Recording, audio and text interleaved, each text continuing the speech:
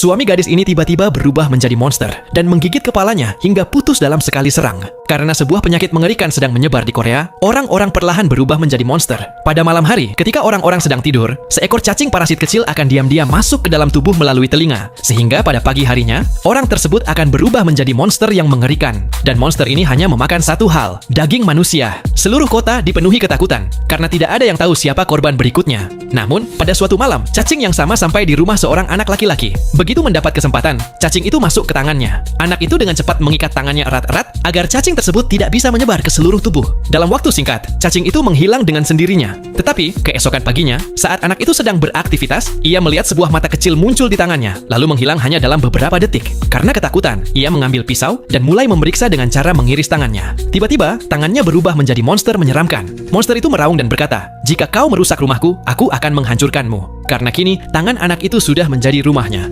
Setelah itu, mereka berdua memutuskan untuk hidup bersama. Sejak saat itu, kehidupan anak itu mulai dipenuhi kejadian-kejadian aneh. Suatu hari di sekolah, ketika ia membungkuk untuk mengambil penghapus yang terjatuh, tangannya tiba-tiba memanjang dan mengambil penghapus itu sendiri. Anak itu terkejut. Ia merasa seolah-olah sebuah kekuatan baru telah masuk ke dalam dirinya. Dalam perjalanan pulang dari sekolah, ia melihat seekor parasit sedang membunuh seorang manusia dan memakan dagingnya. Monster itu segera menyadari bahwa ada manusia terinfeksi lain di sana. Ia mendekati anak itu dan berkata, "Kalau kau juga sama seperti kami, coba makan daging manusia." Namun, anak itu menolak karena ia tidak sepenuhnya menjadi parasit. Mendengar hal itu, monster tersebut marah besar. Ia menyerang anak itu.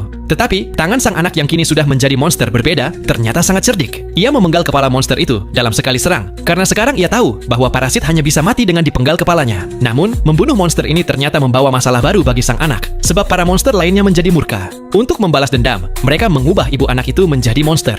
Anak itu yang sedang duduk di rumah merasa seolah ada parasit yang mendekatinya. Namun, ketika pintu terbuka, ibunya berdiri di depannya. Tapi, kini ia bukan lagi ibunya, melainkan sudah menjadi monster menakutkan. Anak itu tidak bisa berbuat apa-apa, dan sesaat kemudian, ibunya membunuhnya. Namun, tiba-tiba parasit keluar dari tangannya dan kembali masuk ke tubuhnya, sehingga anak itu hidup kembali hanya dalam beberapa saat. Hal yang mengejutkan adalah tidak ada luka sama sekali di tubuhnya. Karena parasit di tangannya telah membuatnya kembali seperti semula. Untuk mencari ibunya, anak itu langsung pergi menemui guru sekolahnya, karena gurunya adalah pemimpin para monster tersebut. Tetapi sang guru menolak untuk mengatakan apapun tentang ibunya. Pada saat yang sama, suara teriakan dan jeritan mulai terdengar dari dalam kelas. Dalam kejadian itu, seorang murid berubah menjadi monster dan menyerang para siswi di kelas. Anak itu berlari menyelamatkan pacarnya, namun saat itu sudah banyak siswi yang terbunuh. Tiba-tiba, sang guru melemparkan sebuah bom ke kerumunan.